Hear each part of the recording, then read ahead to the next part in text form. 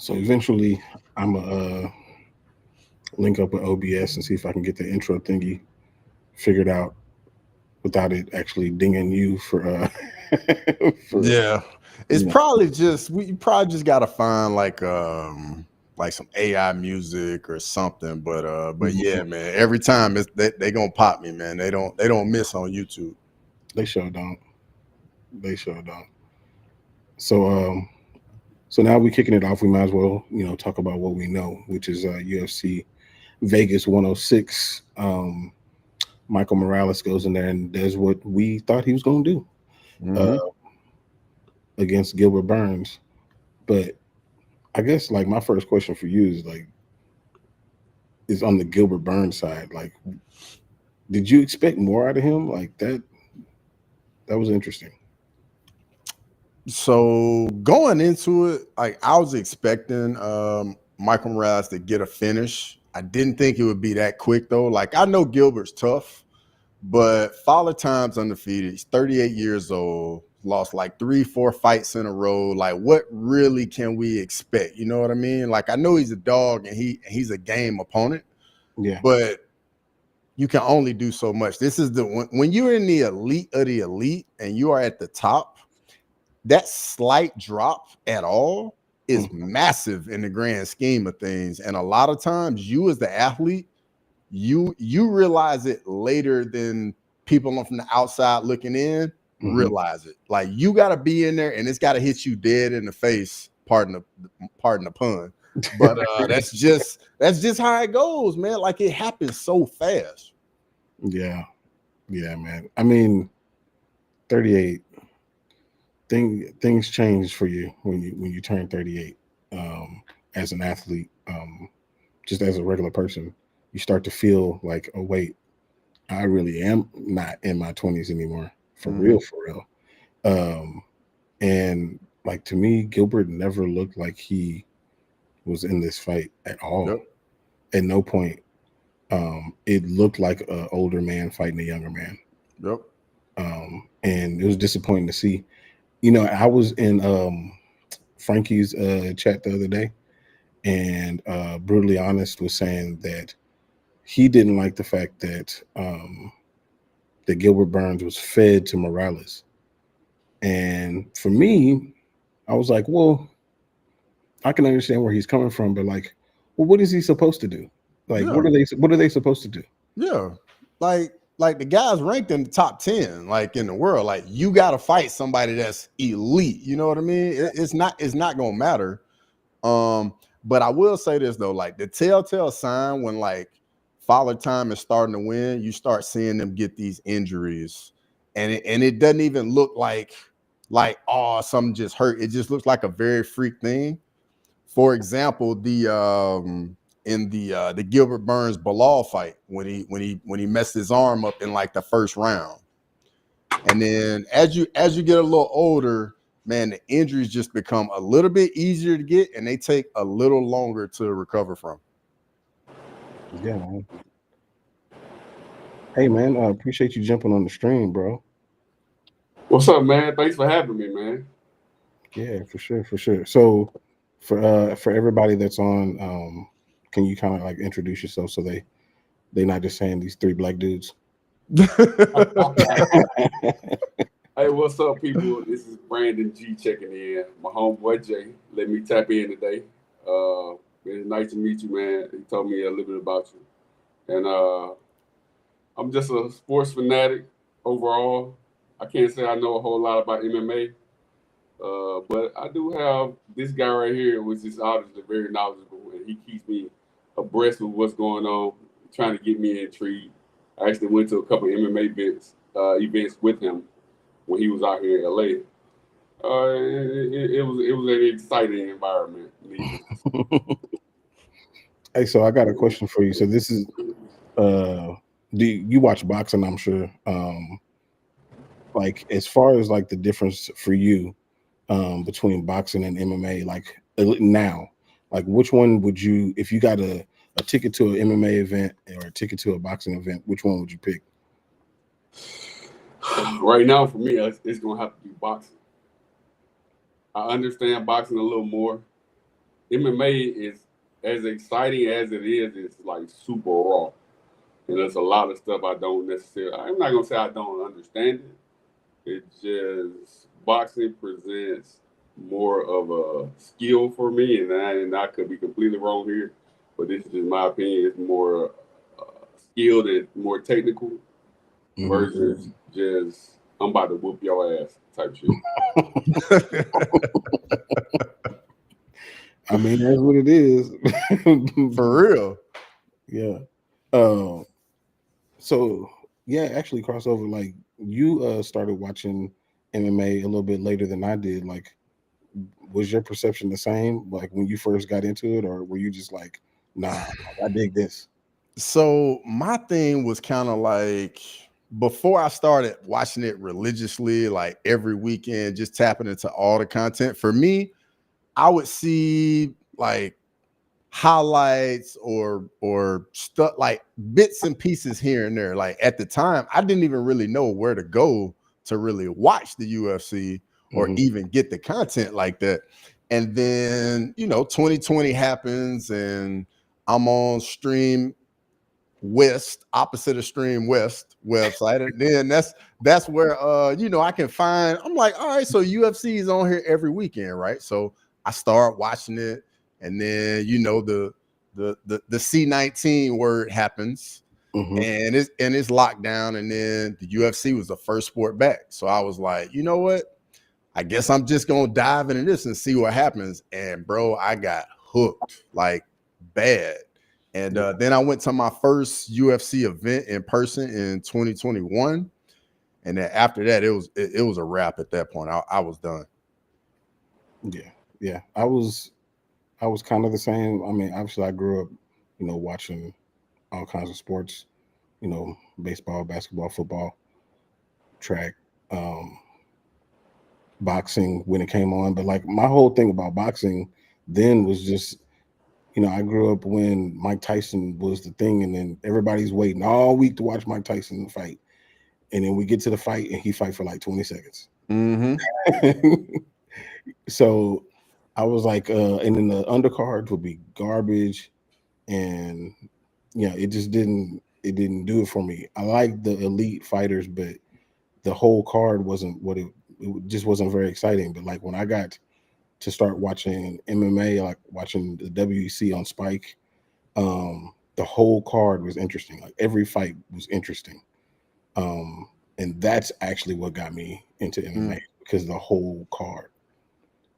So yeah, that makes sense. I feel like boxing in the last couple of years though has been doing a better job of putting more than just one fight on there where people know the fighters. And all the Middle Eastern money that's been infused into boxing has done wonders for boxing. And hopefully, man, I mean, they've been doing a little bit in the UFC as well. I mean, the UFC is going back to Abu Dhabi in July. So now they're going there twice a year for events. One's a pay-per-view, one's a fight night. They're going to Saudi Arabia like once, twice a year now too. So they're definitely infusing that money into the UFC as well. Yeah, you can definitely see that. Sean talking about his favorite boxing pay-per-view was when Tyson bit Holyfield. Bro, I got one. Y'all remember when I think it was Holyfield and Bo maybe, where the dude like flew in on the like the glider, bro?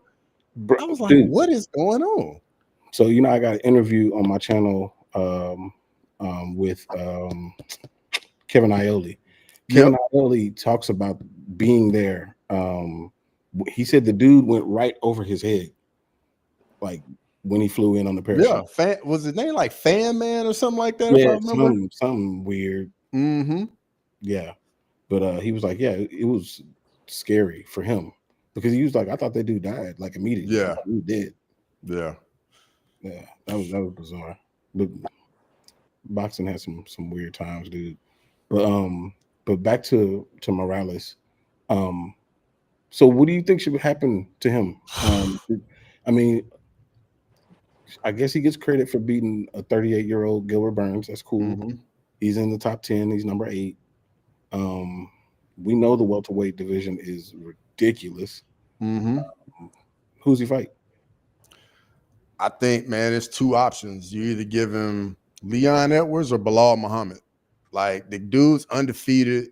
Just got a first round finish over a name that a lot of people recognize. Like, you gotta inject him even higher into the Shark Tank of the welterweight division, man. Because I don't think welterweight's ever been this stacked at any point. What say you? I'm actually doing research on it now for a video to see, because in my mind, you know, it's got to be the deepest that it's ever been. Like, it just feels that way. It feels that way.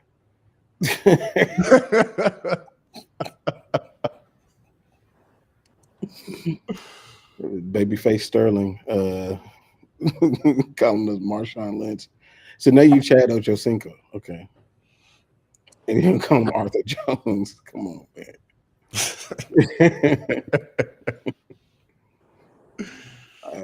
Anyway, what's up, Sterling? But yeah, I actually thought that, just depending on timing and depending on health, I think that Morales versus Rachmanov would be very interesting. Only because of how things have kind of broken down with the different matchups that are already there. We already know Gary can't fight Rachmanov again. And because of everything that's gone on, I feel like Rachmanov probably has to go back and fight one more time. Mm-hmm. Who's a better person than to fight the 25-year-old Morales? True. I think the only issue with it is just going to be Morales is probably going to be trying to get another fight here pretty soon, bro. Like, he had a short night out at the office, you know what I mean? And we don't really know where Shavkat is on his rehab and recovery. So I don't know. It's going to be interesting though, for sure. Yeah. So let's pin the UFC talk for a second.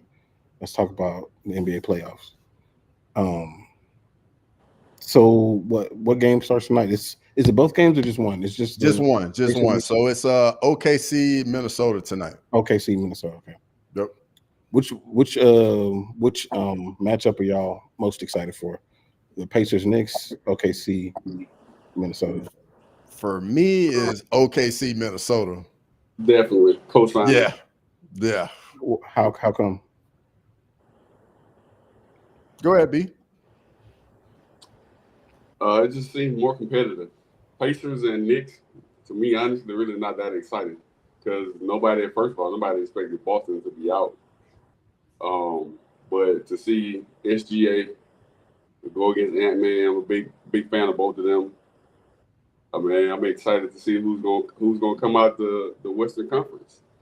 And if I had to pick a winner for the NBA championship, it's gonna be whoever wins this matchup. Couldn't agree more. Could not agree more. Like, and then I would say the Denver series for me, like seeing SGA, like how he started the series and then he came on later in the series, like that was definitely good to see. But then, you know, Denver had to battle with a bunch of injuries in that playoff. So I'm curious to see how this series is gonna go, just because I know the Wolves will be rested up, ready to go. And I'm curious to see how these matchups are gonna go. They say Ant-Man out here collecting Infinity Stones, man. So let's keep this thing rolling. Let's go, Ant-Man. Let's do it. Yeah, we're gonna see. So do you like who you like in the series? I like Minnesota, and I'll tell you why. I think I can't think of his name right now. He's gonna be the X factor. What's the big man from Minnesota name? Why I'm drawing the blank with the dreads? Oh, Nas Reed. Nas Reed. Nas Reed is the X factor because we know Gobert is not gonna be a factor on offense, but he's a big presence. Well, when Nas Reed come in, he's a factor on both ends of the floor, and I feel like Gobert gonna cancel out Homer. He gonna cancel out Chet. He gonna cancel him out. They gonna cancel each other out. So that's when Nas Reed gonna come in and do his thing, and He gonna be the X factor. SGA and Ant-Man, they gonna go at it. They gonna cancel each other out. I think Williams for OKC, he gonna do his thing, but he's gonna be well defended because Minnesota defends very well on the perimeter. They've shown that against Luka. They've shown that against Denver, and they defend very well. Anyway, that's my 2 cents. Yeah. So I'm actually more excited for the Knicks and Pacers one. And Don't tell me you're a Jalen Brunson fan with his flopping ass. Yeah, I mean, it's hard to watch, man. I'm a fan of what I got a quick question. I'm sorry, I don't mean to cut you off. Yeah. But if you're a Jalen Brunson fan, I forgot. He do mention Julie Randle. I forgot Julie Randle. He is an animal. I forgot about him. I forgot about him. Mm-hmm. If y'all are MMA UFC fans, how can y'all approve of the flopping that Brunson does? Anyway, go ahead. I need to know the correlation because there has to be some correlation for me to understand it. You can't love the physicality of UFC, MMA, and then that pansy stuff in it that Brunson does in the NBA. Go ahead, let's hear it. So I'm a fan of Jalen Brunson's clutch gene. I'm a fan of how he comes up in the clutch. I mean, all of that flopping and all that stuff, you know, that could be a Villanova thing for all I know. I mean, because he likes to play games. But the reason that I'm excited about that series is I like the fact that both of them are underdog type teams, and they're gonna really try to fight it out. Like Halliburton is the most overrated, is what they said, the most overrated player in the league, according to the other players. Yeah, they did say that on the shoulder. Jalen Brunson is maybe 6 feet tall, and he's doing what he's doing, so he's got that on. You know, so it's that whole narrative, and then plus you got in the garden. Like it's a lot. It's a lot that goes into it. So I'm excited about it. As far as like OKC and Minnesota, I fully expect OKC to run through them. I fully expect them to do that.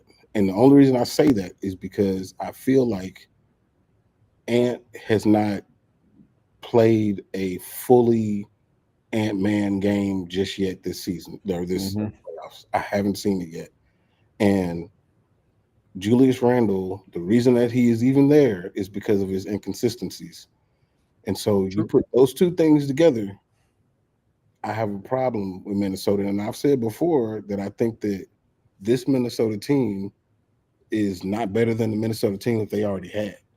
Yeah, I think that Minnesota team beats this Minnesota team, only for their inconsistency. So I fully expect OKC to do dirty work to Rudy Gobert by letting Chet Holmgren shoot corner threes and pulling them away from the basket. Yep. So like I don't see. I mean, OKC can shoot themselves in the foot.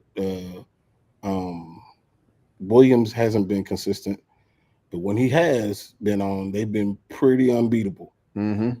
So like I fully expect them to get out of there in 6, if not earlier. I like OKC in this series, and it's for a reason you touched on. I think it's going to be tough for Gobert to stay on the floor because I think Holmgren is going to sit over there in the corner, 4 threes, definitely can shoot. Gobert gives you nothing on the offensive end. I think the only time we really see Gobert in like long stretches is when OKC goes big with Chet Holmgren and Halliburton. Because then they can go with Gobert and Reed at the same time. But with just Chet out there, I think they're gonna go with Reed a lot more just because he can defend out there on the floor. Like, yeah, you lose some rim protection, but I mean, if Chet is knocking down those jumpers, they got to do something. Yeah. And then you mix in the fact that they got Alex Caruso, so they can throw multiple looks at Edwards. I mean, it's just they're gonna get overwhelmed by the amount of good players that OKC has. And of course, SGA gonna do his thing. He's an MVP. he gonna get his, between 30 and 35 points, and there's really nothing you can do about it. And then something else about OKC too, man. Like they got a bunch of guys that can get points. Mm-hmm. Like for me, I think that's what's the issue is going to be for Minnesota, just because, like, yeah, Ant and Randall, either one of them can go off, but you're not going to get that consistency, just like you spoke of, every night in, night out. Like Reed is going to have a night where he hits like 4, 5, 6 threes and he goes off. But with OKC, man, you got somebody that can get you 20, 25 any night easy. And SGA gonna get his period. The wing guy, I can't think of it, Jalen Williams. Bro, he is good, dog. Like good. Like that boy he got game, bro. And then Caruso gonna get his buckets here and there. Chet Homer gonna get some dunks, some lobs, some wide open threes. And I think just the all the different options, man. That's how OKC gets you. Mm-hmm. Mm-hmm. I'm taking the Minnesota. You don't have an answer for Julius Randle. You don't have an answer for Mike Conley coming off the bench. He gonna contribute. You do not have an answer for Naz Reid. He's been consistent majority of the time. Randall, the last playoffs, he went crazy the whole series. And let's not forget he plays defense. All the guards that OKC have are undersized compared to the guards that Minnesota has. So they're going to have problems scoring. SGA is the only person you got to worry about. But if it comes down to it, he's going to have to score 100. I need all 100 buckets from you. And you're going to get real tired doing that and playing defense too. So I got to say Minnesota. All right. We're going to see. Yeah, we're going to see. I don't trust Randall at all. If I have to live with him standing outside and shooting the tray ball, my boy, be my guest. You're gonna have to make it all game. I need to see this happen.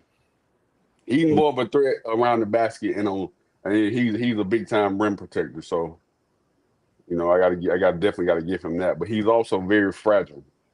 True. Yeah. True. So if he as long as he stays healthy, he's gonna contribute. But I would definitely live with him shooting that tray ball. Yeah, absolutely. That would be what I prefer. I don't like him getting in the short roll, making plays because he's a really good passer, especially for a big man. But I want him shooting jumpers and losing confidence when those jumpers don't fall and then disappearing in the series. And I'm pretty sure that Hartenstein, who was his teammate and went against him in practices over and over again, knows how to defend him. I think there's going to be a problem. And you say you like New York in the Eastern Conference Series? Man, that one's a toss-up because the Pacers they're streaking. They're really streaking. I'm torn on that one, man. I kind of want the Knicks to lose. Oh, really? Interesting. Okay. I want the Knicks to win because I just want to hear Stephen A. Smith just be on one with the Knicks in the finals. Like he gonna be on one if they make the finals. That's actually why I want them to lose. I was about to say, like, who wants to hear Stephen A. really talk? Like, who wants to hear that? He gonna talk regardless. Well, nobody really wants to hear it. I don't want to give him no extra ammo though. I need him to be out of bullets. I don't want him to have nothing to shoot. Just think about how I feel about it, man. You know how much he hates the Cowboys. I got to live through that for season after season after season. That my Cowboys continually come up short over and over and over again, and I got to hear him talk about it. Like, nah, man, you know what? I just met you, and you seem like a nice guy, and I'm gonna let you live with them Cowboys. Cause that shit gotta be brutal. That shit gotta be brutal, bro. It is, dog. It is. It's tough. Like, forget the noise. Forget that part of it. Just the performance. But it's like when people talk trash about him, I'm like, I can't even. I have no Jax, words. Jax, You right. he can relate, bro. He can relate, bro. He is he I'm a might have Falcons fan. I was about to say he might have changed, but he's a Falcons fan, so he Yeah, gets it, bro. He gets it. He had to yeah. live through the Super Bowl. I That's did I did I didn't I denounced my citizenship though. Until they got rid of Matt to never be a slight Ryan. that's And a then 4-1 QB. now they got the new QB I can't think of his name. Penix, I like Michael him. Penix Jr. Yeah, Mike. I am ready to see him perform. But back to your Cowgirls. Let's do it. Hey, I can't defend them until they do something right. Which I'm not mad at the Pickens pickup, but until they do something right, I can't defend them. I I know mean, I know I know we switched gears, but what about y'all QB? Like ooh, I was wondering if I was gonna touch on it if you didn't do it. what y'all gonna do about that? That's like y'all Achilles heel. it is. It is. You know what it is? Y'all had Tony Romo the fourth quarter F up, and now y'all got a whole Mississippi State legend that just ain't cutting the mustard. Well, I mean, this is obviously a quarterback-driven league. We all know that. And if you don't have the right quarterback, then you don't have a good team. And I feel like Jerry Jones and Stephen Jones and whoever makes decisions in that, they want to pat themselves on the back so much for finding a diamond in the rough like a Tony Romo, like a Dak Prescott. They stick with the quarterback longer than they should, and we suffer. And now we're paying this dude an ungodly amount of money, and now the pressure's on him to perform. And if he is the 8th best quarterback in the league, and we make it to the second round of the playoffs, we're still trash. that's what's going to be. There's no way around it. But at the same time, you're in the same division with the Super Bowl champions, Jalen Daniels. Like it's That's just a only tough getting spot to better. be in. Exactly, it's a tough spot to be in. It's tough. It's tough. And we got tons of primetime games. Play on Thursday 3 times. So that's the glitz and glamour part of it that's actually going to take a toll on the team. It's poorly managed. And honestly, as long as that dude is alive, we're going to be in the same problem. Man, what part of Texas are you located in? I'm in Dallas. Oh, okay, man. I went to a game last season. But Jay already knows this. Man, that's regardless of how trash the Cowboys are, that stadium be rocking. Yeah. Like you would thought they was the best team in the league. It don't matter. So the fans are loyal. Them tickets are selling. Jerry the Real be rocking. He sleeps great at night. He does. He probably don't care if y'all ever win a game. Not really. It's about the show. And the show is always good for him. He's making that bread. The show is amazing. Now, if we make it to the Super Bowl, he'll make more. Oh yeah, he wants to, but it's not the top of the priority list. I got a question. Does the roof work there anymore? It worked. It worked. Okay, I was always wondering because I felt like I never really saw it open anymore. Yeah, no, it worked, but you gotta they figure out whether they're gonna do it like I think it's like 45 minutes to an hour beforehand. Gotcha. And a lot of times they're like, why are we opening this? We can just play with this perfect, 70 degrees and no elements. So yep. Yeah. But I mean, I'm very excited for the football season, and we'll definitely talk about that once we get closer to it for sure. Because definitely, and we definitely got to touch on some college football when it gets closer as well. 100%. Oh yeah, we definitely got to chop it up on that. Yeah. So question for y'all. Y'all, are former high level athletes, and so when it comes to like teams that you like especially college or pros, do you kind of align with this is the team that I grew up watching, or are you like, no, I like this team because I was affiliated with them? You can go ahead, B. So we specifically talking about pros. Or college. College for me. I mean, I graduated and played basketball at Alabama State, but I align with college football. I love Alabama. I like watching Alabama. Of course, he went to Alabama, so I align with Alabama when it comes to college football. Because of that, I'm from the state. Auburn never recruited me, so that's a reason for me not to like Auburn. Alabama actually did. They came to a couple of my practices and they recruited me, but never panned out. But so college will be Alabama. Pros, we don't have a team.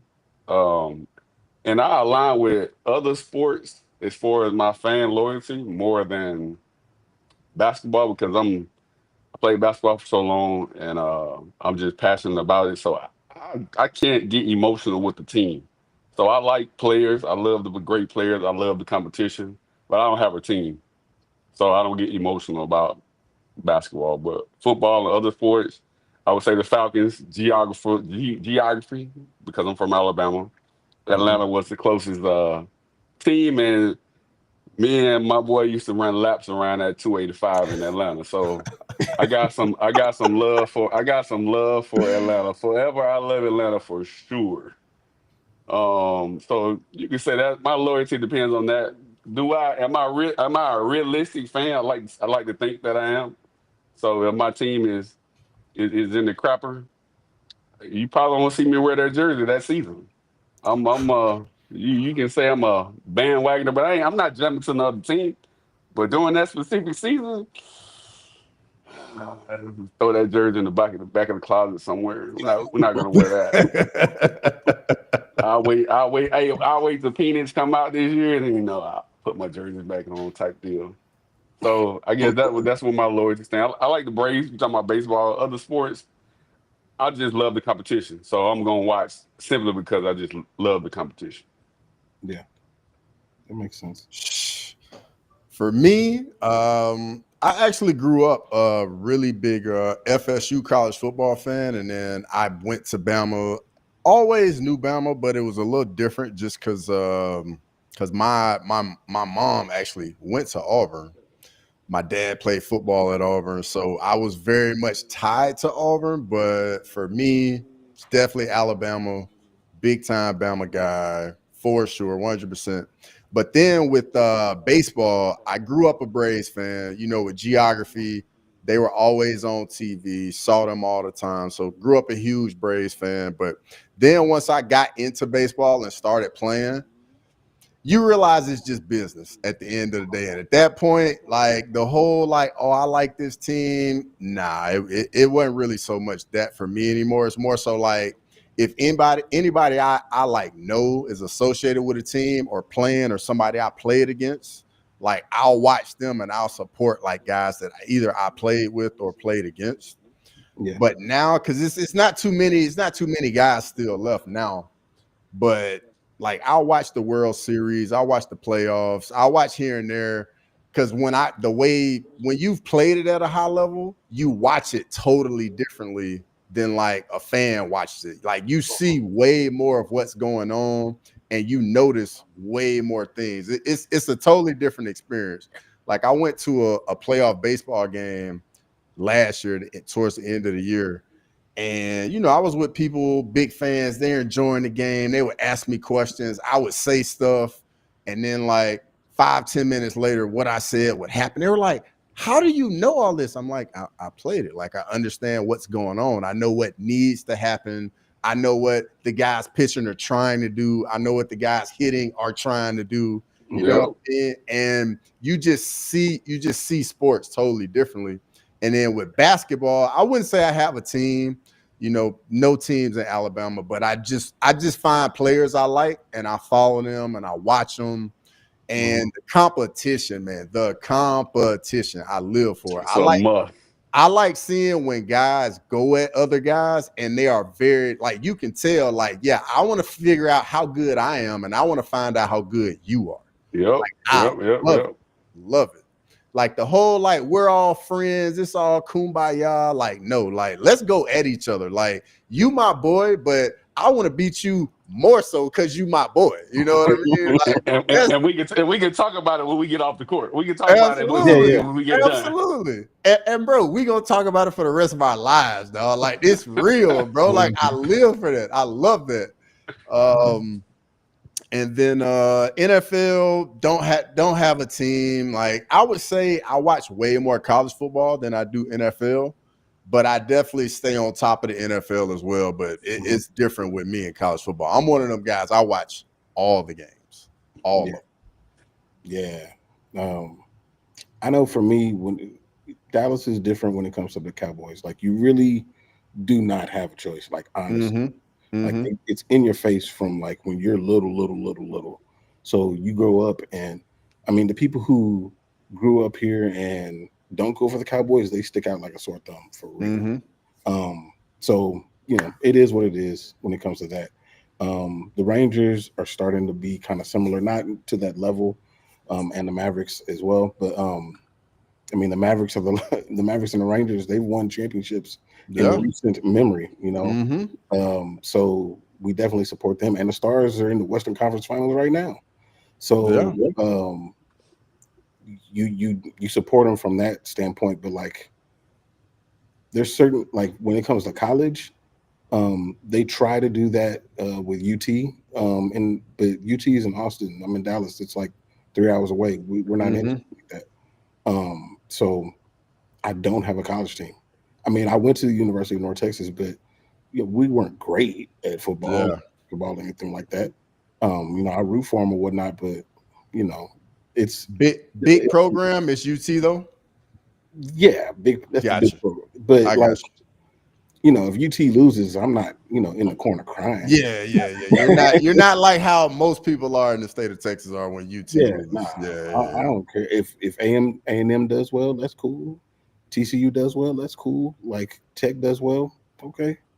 The only time that I really care about Texas winning is Texas OU. That's the only time. Yeah. Because I mean, and plus it's there in Dallas too. Yeah. Yeah, you don't need those OU people coming down and, you know, throwing that all in your face. So other than that, I could care less. Like I grew up, I mean, I'm a massive Deion Sanders fan. So FSU was huge for me. I'm a huge Desmond Howard fan. So Michigan, I love Michigan. And then Tim Brown went to my church when I was young. So I like Notre Dame. Okay. So I would assume you probably like Colorado now too. Yeah. I mean, I'm gonna support Prime wherever you go. Got to. So it's what he's done for Colorado, bro, is amazing. Truly, they went from being like just a forgotten program because, bro, back in the day, Colorado was a big time program. Like they won a championship in like 1990. Yeah, bro, like for real, and they were just all but forgotten. Massive when Cordell was there. First off, do you know this dude is like the encyclopedia? How do he know this? In 1990, he was 5 years old, bro. Like, it's unreal. The way he be spitting stats to me, I'm looking at him like, who are you? Where did you come? I ask him that all the time, like, bro, how did these facts stick in your brain? I can't remember what I had for lunch yesterday, and you know that Colorado won a championship in 1990. How? I don't know, dog. It just sticks in there. I can't really explain it. It just sticks. I'm sure you can't explain it. I'm absolutely certain. Because it makes no sense. I'm curious how long he's going to stay there. That's what I'm really curious about because the NFL is calling. Yeah. You think he'll go to the NFL? I think it's possible. I think there's one team he would go to. I think he would go to Dallas. Absolutely. So NFL is going to take away all the. Well, I can't even say that because no more because NIL has cut into that. Because as a college coach, I feel like you had a lot of leverage before the NFL, meaning NIL. Yeah. But he has star power. Even Nick Saban didn't want to deal with the NIL no more. He got on up out of there. True. Yeah. So what team y'all think he would go to in NFL? I think he would go to the Cowboys. Interesting. I could see him go to the Cowboys. I could also see him going to the Browns. Yeah, since Shadur, that makes sense. That makes sense. I could totally see that. They would end up getting Shallow there probably in like a year or two. Let's see. Well, Shiloh, he signed a free agent agreement with Tampa Bay. With the Bucks, I think. Yeah. But that's a free agent. Rookie free agent. So he don't make the team. He can slide right on over to Cleveland. Yep. You think they would let the NFL? They knowing what comes with the Sanders family. You think the NFL would allow that in Cleveland? Ooh. I think Cleveland would be the perfect spot, bro, because it's not a large market. The franchise hasn't won anything since its entire existence. They're an afterthought. So Cleveland, Cincinnati, like cities like that, I think the NFL would be cool with it. Yeah, I think they would let it happen in Cleveland. It ain't happening in LA or New York or any big market, but Cleveland. Why not? Interesting concept. Interesting perspective. Deshaun Watson after all that stuff, guaranteed, fully almost. Yeah, I think it was almost fully guaranteed contract. You think Deshaun Watson was like that in college at least, so he had his resume is nice. Houston do. Yeah, he was like that in Houston.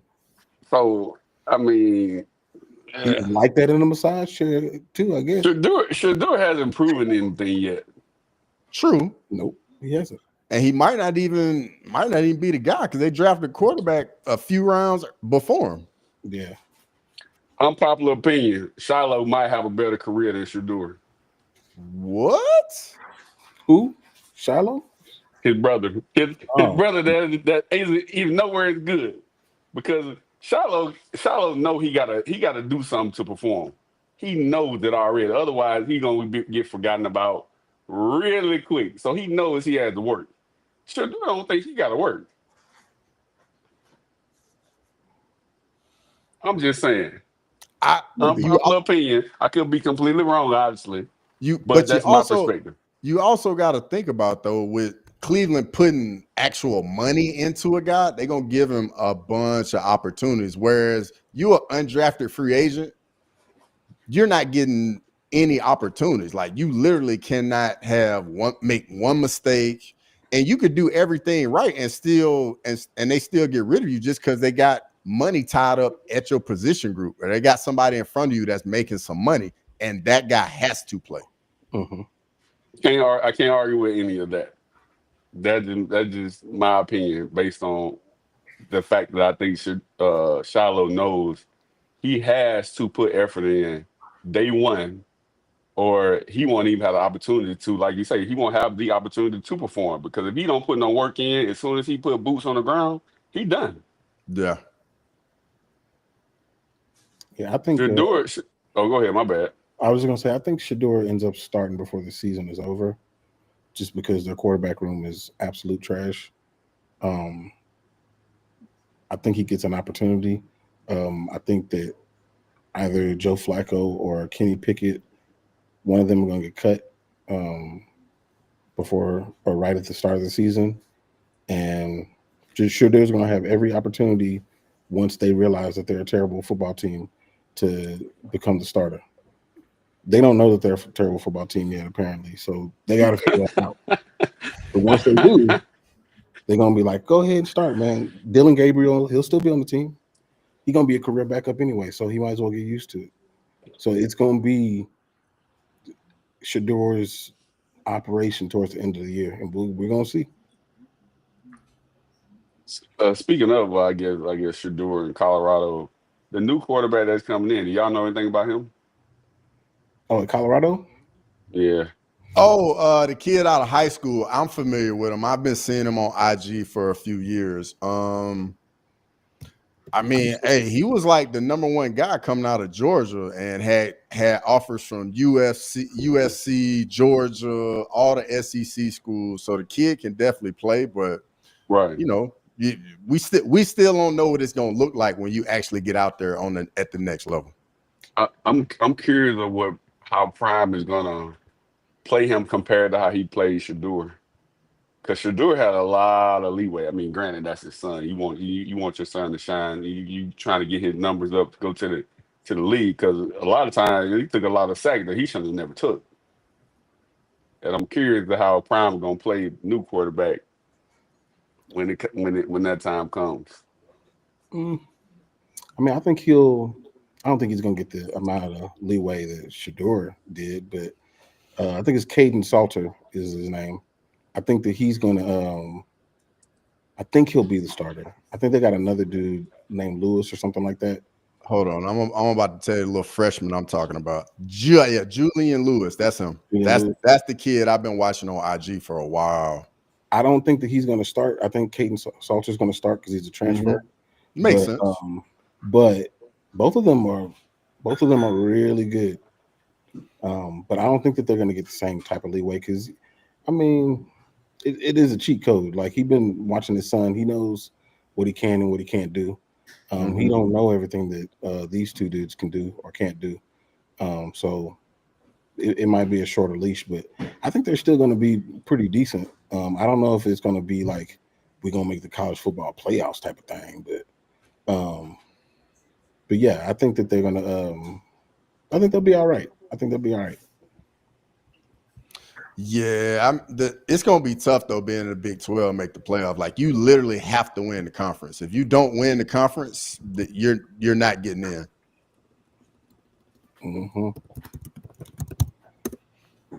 Yeah. Who do you think's gonna? I mean, since you the college football encyclopedia, who do you think's gonna make it into the college football playoff? I mean, obviously we got the usual suspects, Alabama, Georgia. So it's gonna be a little tough just because the transfer portal, like, things can change very quickly. Like, a few guys can leave here, you can have injuries, but I think it's gonna be the usual guys. So in the ACC, I think Clemson's gonna come out of the ACC. I think they're gonna be legit. I think their quarterback, Klubnik, I think he's gonna have a phenomenal year in the ACC. I think Miami's going to take a step back with Carson Beck and losing the QB that went number 1 overall. Cam Ward. I think they're going Cam Ward. I think Miami going to take a small step back. They lost a receiver too. So exactly. And then Florida State, I mean, they got us week 1, so I think we're going to go upside their head to start the year and just, get their season started on a bad note. So I really think Clemson's going to be the team that comes out of the ACC. The Big Ten is going to be the usual guys: Oregon, Ohio State, Michigan, and Penn State. I think those will be the 4 teams that represent the Big Ten. The SEC is going to be a madhouse. It's going to be it's going to be tough because Bama going to be all right, and we got a first-year starter at quarterback, new offensive coordinator that used to be with our coach at Washington. He's now at Bama. So we got some changes. We lost first rounder to the Cowboys at offense at guard. So gotta sure that up. And it's gonna be our coach's second year at the program. So that's gonna be interesting. Georgia's always gonna be Georgia. They're always gonna recruit well. They're always gonna be good with Kirby Smart. Texas is gonna be good every year now with Steve Sarkisian. Arch Manning's first year starting at quarterback at Texas. I think Texas is going to pick right back up where they were last year. I think Ole Miss will take a step back. They lost Jackson Dart to the NFL first rounder, so I think Ole Miss will take a step back. South Carolina is going to be a sleeper because their quarterback is a problem. If you don't know the name, Lenore Sellers is a problem, and he is different, bro. Like, he the type, he'll break like 3-4 tackles in the pocket and then take it like 40 yards, bro. Like, dude is an absolute freak. A&M is gonna be good. It's gonna be Mike Elko's second year at Texas A&M. I really like what he's doing in College Station. I think they're gonna be a tough out for a lot of people. So the SEC is gonna be a bloodbath, absolute bloodbath. And then the Big 12. For me, the Big 12, I think it's the most exciting conference because everybody can beat everybody. Like the worst team in the Big 12 can beat the best team in the Big 12. So that conference is just a lot of fun. I mean, you see SMU came in their first year in the conference and went to the conference championship game and almost won to go and make it to actually they did win the conference and went to the freaking playoffs. So I'm really looking forward to college football. And with the NIL, you just getting so much parity and like so many different teams that can compete, and that's good. And then Lane, that's a Florida fan. I think Florida's schedule is really tough, but I think they're gonna do a little something this year too. Florida, is there a QB? Is it DJ Laraway or Lagway? Yep, that's Lagway. Yep, he was a true freshman last year, gonna be a true sophomore this year. Looked really good towards the end of the year. Was battling some injuries, but I really like him a lot. The man had the kid got a ton of ability. Yeah, it's gonna be hype. I'm looking forward to it. The thing about college football is there's so much college football. So it's like I don't want to. You got to pick and choose what you're gonna watch. You can't watch everything. So. Bro, I'm that guy. Like I have 2 games on the TV. I have a game or 2 on my computer. I got my iPad going. Like I have it all going, dog. And then Saturday evening, I got to throw the UFC on. So it just I'm watching it all, dog. Man, this man is not real. I'm telling you. Yeah, it's not a human being. That's nuts. That's too much stuff, bro. With the conferences expanding, you get like 4 or 5 monster matchups every weekend. Every weekend, it's crazy. That's that's one sport that like I would never bet on. I cannot bet on college football. Like it's too much can happen, man. It's funny you say that. Because I feel that way about the UFC. Like I feel like the UFC is too crazy. Y'all. It's a whole lot of stuff that can happen in the UFC.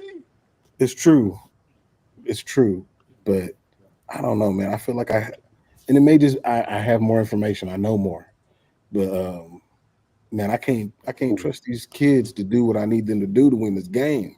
I can't trust them.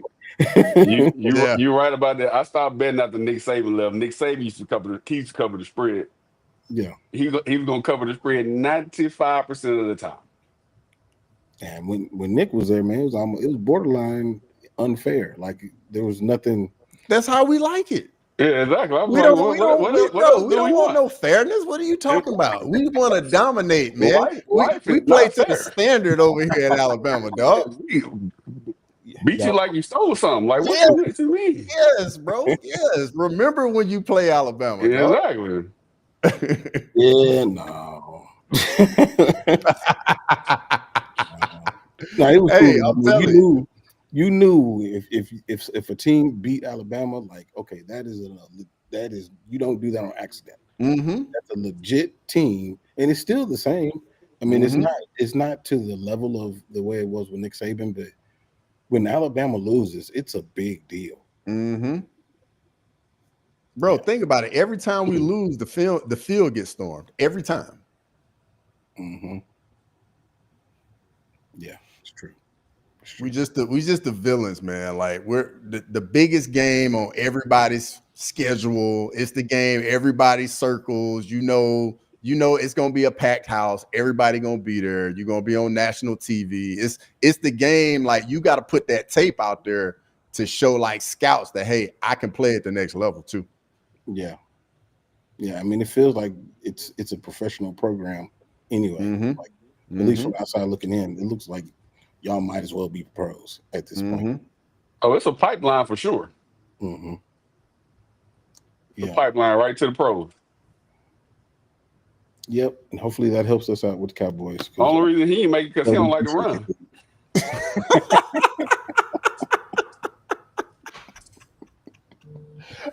Bro, I don't like this. I feel attacked. It was your idea. Bro, I used to hear some stories. I used to get some phone calls. Man, I used to be weak. I'm like, dude, you play football. Like, you gotta run. Bruh, it was like a track program up there, dog, or like a cross country program. He said cross country. Now that's crazy. Bruh, I'm telling you, Crazy word. I'm not Man, lying to you, bro. somebody getting Nick on the phone telling this man over here lying on him.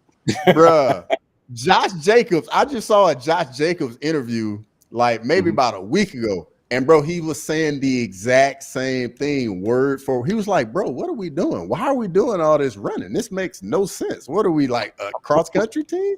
Word for word, bro. Same exact thing. You want y'all to be conditioned. Mm-hmm. That's a lot. No. Yeah, no, absolutely not. No. Don't like all that running. You did much less running in baseball, I'm sure.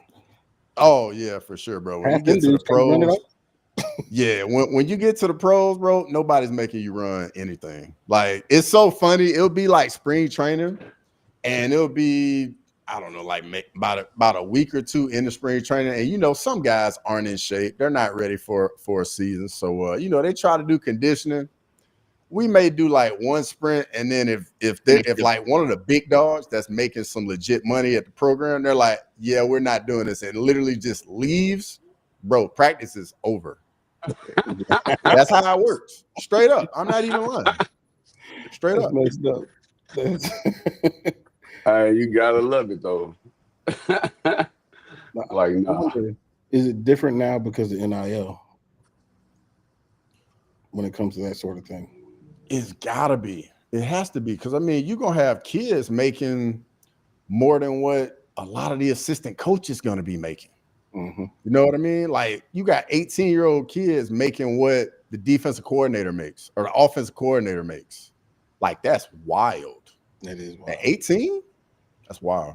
And just think, you were just recruiting this kid a month or two ago, telling him that, like, he the best thing since sliced bread.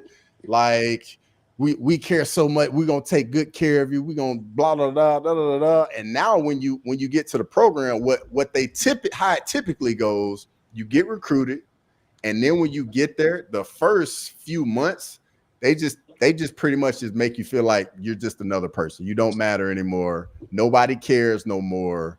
Like, we got you now. We ain't got to recruit you no more. Da da da. And it's over. You can't really do that now because dude could jump in the portal like, all right, cool, I go somewhere else.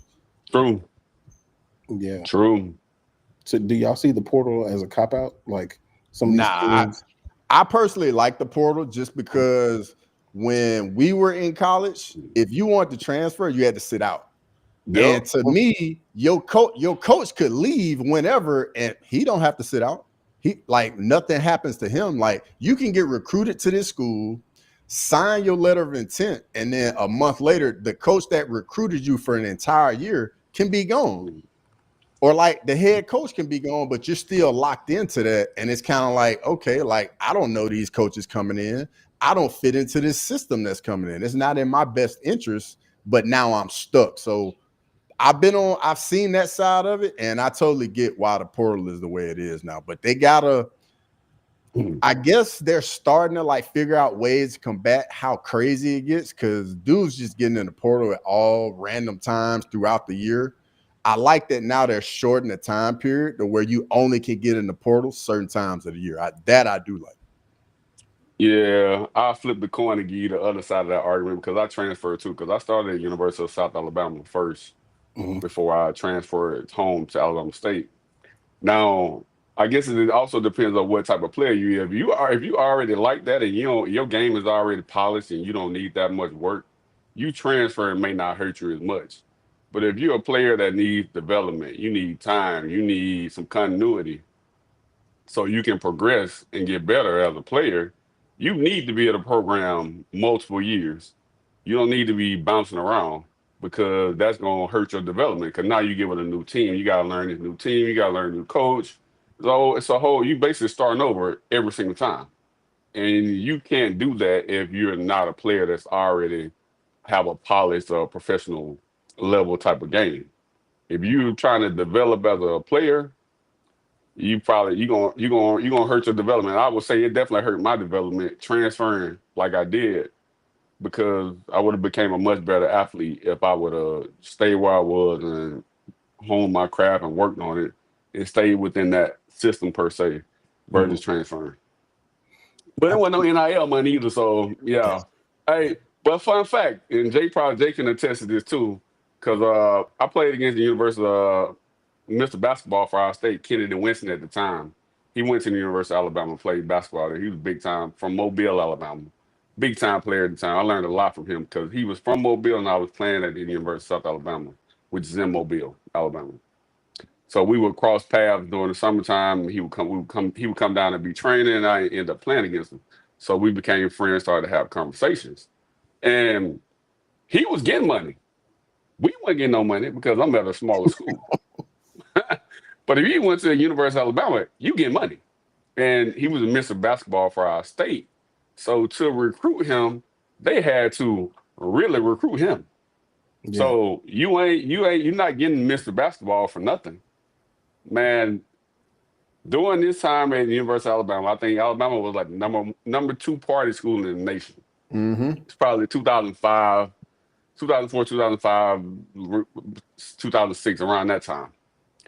I would go up there to kick it with them when our season was over with. This man had 3 cars in college. 3. I used to go to the club with them. I'm like, this is not how I get treated when I go to the club. This man got treated like, I mean, they ordering bottle service. We're in college. That's and crazy. they're on a bottle service. Most of us are worried about a Pell Grant, some financial aid. Yeah. This man is getting bottle service in college, the whole team. So that's just to say NIL, there's levels to this.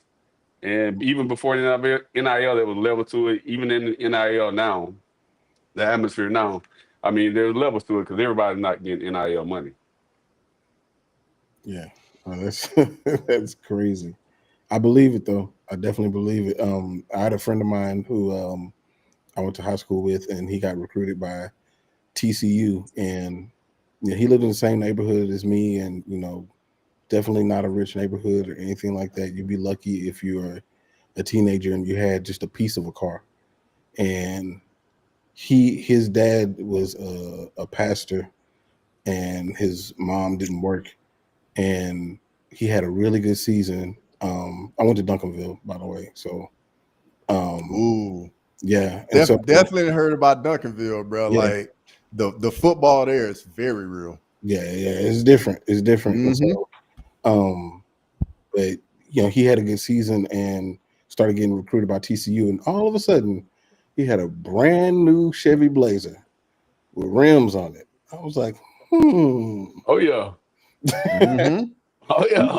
And he went. And he went to school. He went there when LaDainian Tomlinson got. Okay. So they were in the Mountain West at that point, I believe, right? They were in the Mountain West, and I mean, so he got that, and he barely even played. Yeah. So I mean, the money was flowing. I guess now they're just saying we're gonna do it, above board now. Yep. But the money was definitely flowing, 100%. Oh yeah. Oh yes.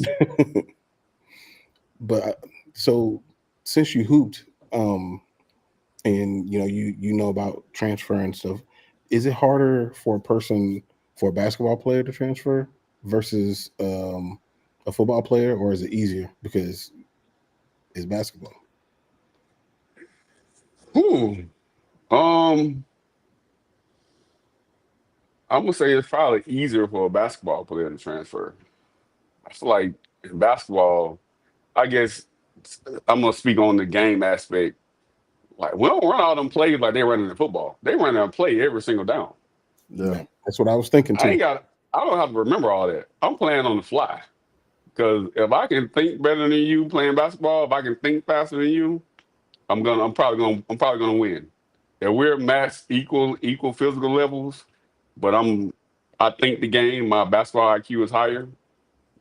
I can defeat you most of the time. Football, it's a whole lot of more X's and O's that got to be put in place for me to succeed. Mm-hmm. and everybody, in a sense, has to do their job for me to succeed. Mhm. So in basketball, not so much. If I know what I'm doing, I can get to my spots and I can do what I need to do to be effective. Might not win the game, but I can be effective. I can get my part done. Mm-hmm. But football, I guess in that aspect, football is a lot harder because you got to get into that system, understand that system, and understand how to succeed within that system. Yep. Basketball, they can kind of, if you're like that, if you're that type of caliber player, they can build the system around you. Yeah. If that makes sense. Mm-hmm. Makes perfect So sense. I would say football is a lot harder. Because getting back to the playbook thing, bro, a college playbook is like an old school telephone book, bro. It is literally that size. like no cap. Like they give you a binder, and the binder is like this, bro. Because you got to think. Let's say you play on defense. Let's say you play defensive back, right? Let's say you play safety. When they bring the call in, they give you the front, they give you the coverage, and they give you what the checks are if there's any motion. So if there's any motion, the entire defense has to switch like instantly, and you got to know what that is, depending what formation they motion to, because they motion to a different formation, it's a different check. You know what I mean? And like they can do like a fast motion and you can have one check. They can do a slow motion and you have a totally different check. And it's not the same from formation to formation. So like you gotta know what's going on. And like when you go back and you look at touchdowns, you'll see somebody just runs right by somebody. Yeah. It's because they were hesitant about what their assignment was and what they were supposed to be doing. And if you take a split second to think, you are beat in football. Yeah, especially in the SEC. Especially in the SEC. Mm-hmm. Yeah, no, I definitely. I mean, I didn't play to y'all's level or anything like that, but even here in Duncanville, the way that they take it seriously, like you these things going up, and it does help you even at this age, like process.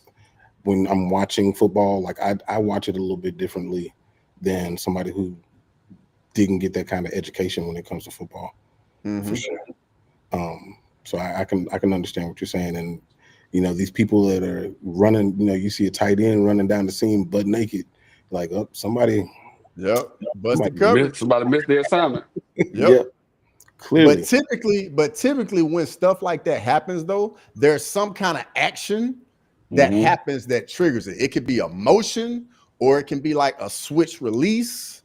Like it's typically one of those two things when you see somebody just running butt naked like that. That's typically what goes on. Yep. 100%. Okay.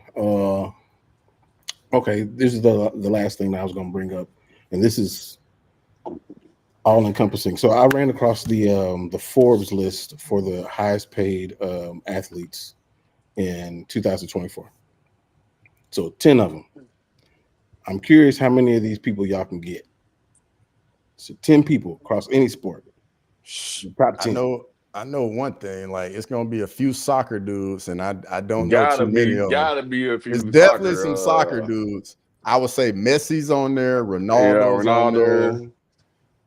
Outside of them, Bron gotta be on there.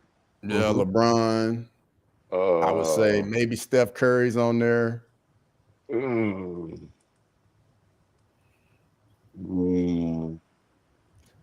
Better yet, how about this? How many soccer guys are in the top 10? Yeah, I was just like, that'll help us out right there. Okay, let me see.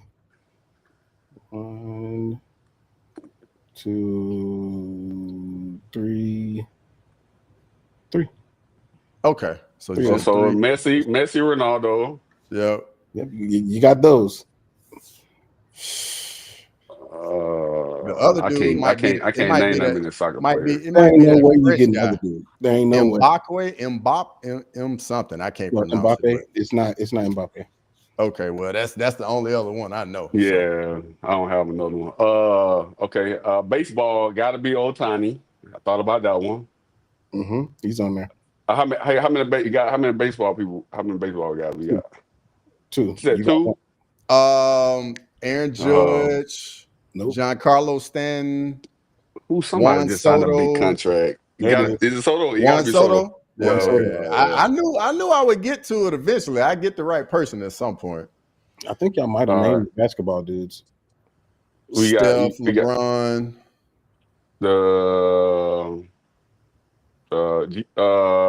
Giannis. Nope. Gotta be KD. You gotta be the Durantula. Yeah, because he ended up going to Phoenix. Okay. Yep. And Tatum. Nope. Okay. Nope. It's the Jalen Brown. Steph, KD, and Bron. Gotcha. Oh, okay. One fighter. He's a boxer. One. Canelo. Nope. Terrence Crawford. Tyson Fury. Yep. Can't be nobody else. That's it. Yeah, Tyson Fury. Yep. One football player. One football player. Got to be quarterback. Definitely has to be quarterback. Run down the line. Who just got paid besides his boy? Oh, Mahomes. Mahomes. It's not Mahomes. It ain't Mahomes. Not Mahomes. Mahomes got a nice contract too. Who else just got Matt Stafford? Nope. Yeah, Matt Stafford. Jared Goff ain't just get paid, did he? Not like that, I don't believe. Okay. He got to be his boy then, because that's the only person that got paid recently. Yeah, that's who it is. Oh, okay, all right. Yeah. Dakota Prescott. Yeah. Wow. Dak. Wow, that's crazy. That's crazy. It is. That got all that money. Yeah. Wow. What are you getting, like 50 a year from the Cowboys or something like that? Something like that. It's something crazy. Yeah. KD, I remember that. KD made 101 million. He's number 10. Shohei Ohtani made 102 million. He's number 9. Is this all based off salary? Salary, and so on field and off field. So they put both. Oh, okay. Bro, the crazy thing is Ohtani only makes I think he only makes between 1 and 5 from on field. Like he deferred $2.5 million from on field. He defers all that money, bro. Yeah, he defers all that. It's crazy, bro. They gonna be paying him for so long. They love him here in LA. When I say love him, they love him here in LA. Well, yeah, he brought him a World Series. Yeah, he did. Or the Freddie Freeman. Freddie Freeman will win half. But anyway, oh yeah, in the playoffs, we gonna get off track. We ain't gonna get off track because he running down the list right now. Number 8 is Kareem Benzema. That's the soccer player that y'all would have never got. Okay. 104 million. What team does he play for? Let's see. He plays for. He used to play for Real Madrid. Does he still play for Real Madrid? I know Ola's in the chat. He'll probably answer it, but I think he may still play for Real Madrid. He's a French soccer player. But all his stuff is from on field, except they made crazy bait. I mean, insane money. Juan Soto's number 7 with 114 million, 109 million of it on field, 5 million off field, and he's only 26. Yeah. LeBron James 133.8 million. Pretty even, almost even split, close. On field or on court, 48 million. Off court, 85 million. Dude's a billionaire. Number 5, Messi, 135 million. Yeah, 60 and 75. But I mean, that's Messi. Then at number 4, Dak Prescott. Wow, bro, that is wild. $127 million from the Cowboys. That is wild, bro. 10 million off the field. Bro, that's highway robbery. Yeah, he's fleecing us. Tyson Fury, 140 million or 146 million. and he lost all his fights last Yeah. year. Yeah. Yeah. He lost every Yeah. fight, but made 140 million. He won. He won the important one. Yeah, he got paid. He got paid. Steph Curry, 156 million, 56 on the field or on court, 100 million off the court. Yeah, that makes sense. Under Armour pays him like buku money, bro. Yeah, he gonna be the next NBA billionaire for sure. And number one, Cristiano Ronaldo, 275 million. Yeah. He made crazy bank. Getting that Yeah, in Saudi Arabia, right? Mhm. Right. Yeah, bro. They yeah, that money different out there. So if you had it to do all over again, knowing what you know as far as like the way that people get paid, what sport would you have played? I'll go first. I still personally have to stick with basketball because baseball season is so long. It's just so long. But I know their longevity is crazy though. Mm-hmm. Bro, I'm gonna be honest. You could have made some bread in football, bro. I know, bro. Bread, bro. My longevity wouldn't have been that long though. It wouldn't have mattered. Wouldn't have probably would play like 10 years at tight end. Would not have mattered, bro. Like get you in like a football weight room, bro. I'm telling you, would have been different. Like I had a homie go to college to play receiver. I mean, he's 6'7". Bro, he grew into an all-American defensive end. Dang. Like genetic freak, bro. Freak. Was that buddy we was down in Mexico with? That was him. That's him. Yeah. Monster, right? Yeah. Bro, he was super thin in high school, dog. Super thin. Played receiver. Like, nah, let's put you in this weight room, bro. All-American defensive end. That's nuts. That's nuts. What would you have stuck with baseball or? Man, if I could go back all over again, redo it, I probably would have went all in on basketball. Cause like I played baseball at the absolute highest level, played football in college, but basketball is the first love. Like he can tell you like it was I was doing it with the round ball too now. Yeah. Your boy, I toot the horn for him. He was like that in all three major sports. He was like that. Yeah. No, I believe it. I definitely believe it. Yeah. I don't know if you know this, but for the chat or for the people watching, my boy got recruited by Stanford. Ooh. Yeah. So that encyclopedia, that's where that come from.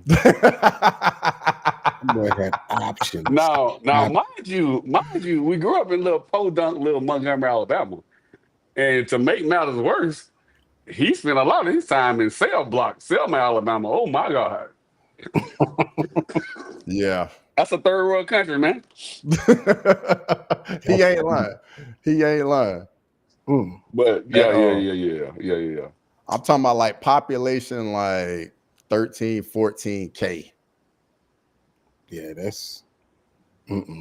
crazy. It's real small. Yeah. Mm-hmm. Yeah, you got to try not to smash your cousin type of deal. Like for real. Like you like hold up. Who you kin to? Like we might be cousins. Like stop playing. Yeah, no. That's crazy. Man, I think if I had to do all over again, I think I might play soccer, man. Not because I'm good at it, because that's where the money is.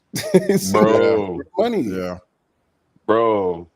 When just to piggyback on what you said, like I spent time playing basketball overseas. So in Turkey, they soccer or football is very serious. Like you get in those environments, those games, those people are passionate about their sport. Their clubs are serious. So, but I'll let you go ahead and cook. But no, I mean, I think that you can. I know that when it comes to baseball, I got friends who play, AA, AAA, and they did pretty well. And nobody knows who they are, but they made money to kind of jumpstart their life.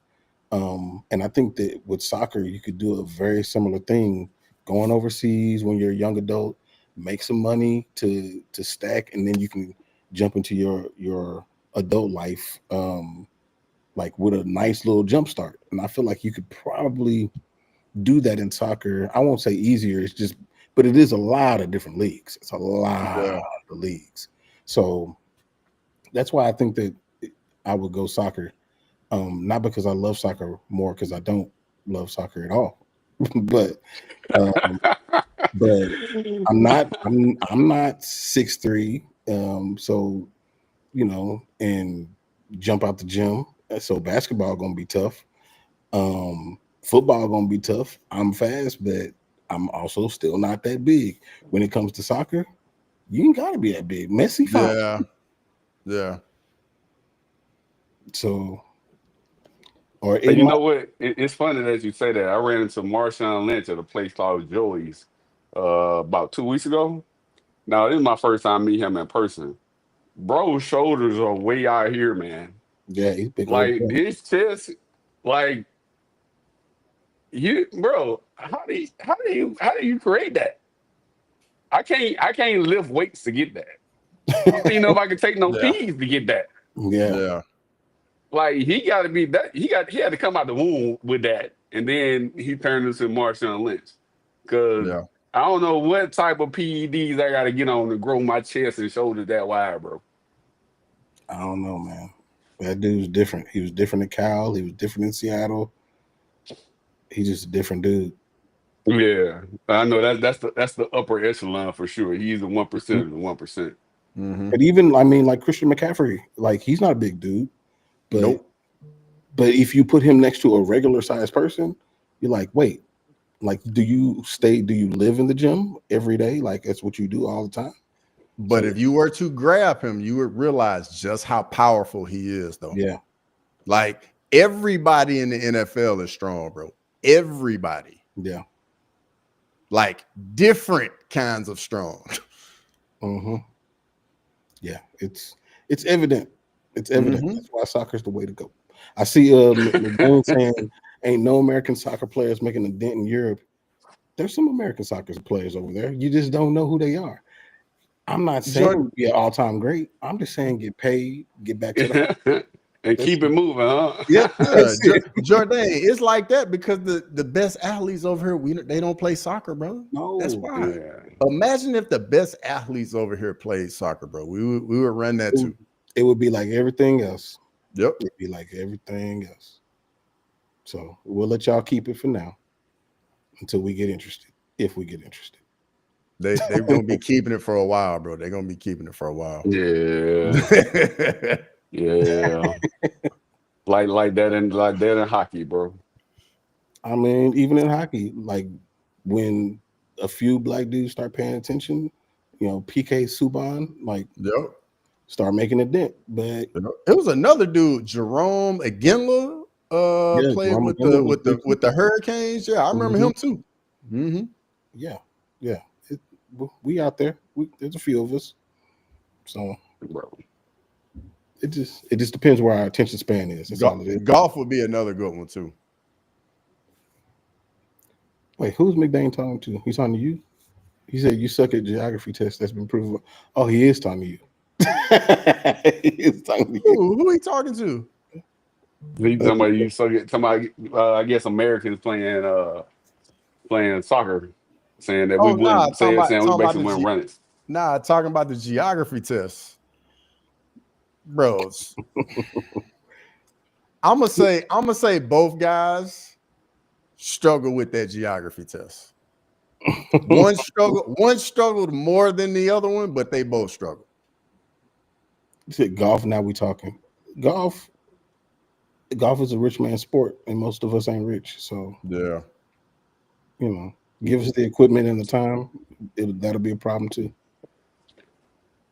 Otherwise, see me at Top Golf. That's where you can catch me at. That's it. Yeah, that's it.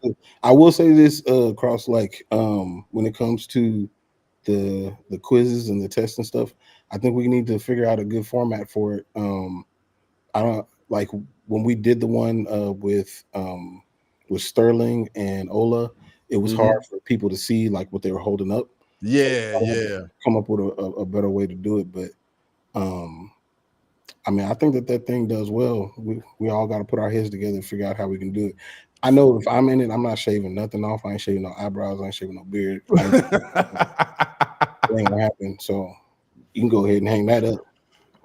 That's fair. That's fair.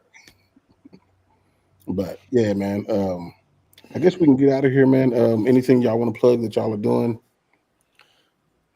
Man, just first and foremost, bro, like I'm really digging this stream we got going here, man. It's really good energy. Get to talk about a little bit of everything. Hopefully, we can make it a staple, and the people like it.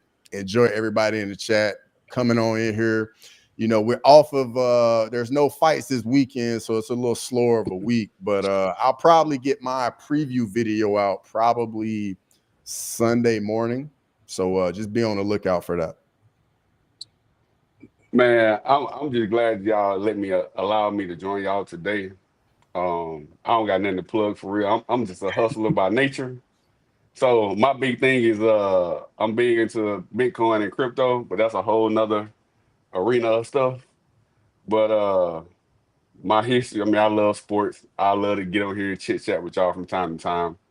Y'all gonna make me do some research on this UFC so I can get here and cap just like the rest of everybody else. So but I need to do me some research first, you know what I'm saying, so I can get in here and cap properly. But I just appreciate y'all letting me get on here, let me tag in, join the club for today. Yeah, no, I appreciate you jumping on, man. And you know what? Like, if you jump on after, if you watch the next card and then jump on after, you'll definitely have something to talk about. That's 100%. Hey, bro, I'm gonna lock in, and I already know he already gonna let me know what's happening. Like, he gonna make sure I'm like, yo, bro, what you doing? You watching? I'm like, all right, let me go on here and tap in. I'll do my part, bro. I will definitely let you know. Yeah, for sure. Cool. So I am working on this video that me and McDane did a few weeks back. So that one should be coming out. And then also I have the video of when me and my wife CJ went to UFC Kansas City. So if y'all haven't checked that out, make sure y'all do. I think that video is pretty cool. So other than that, we will be back on next Tuesday to talk about how OKC is running straight through the Wolves, and the Pacers Knicks series is getting good. So hopefully that's where we end up. But yeah, until then, man, we'll holler at y'all.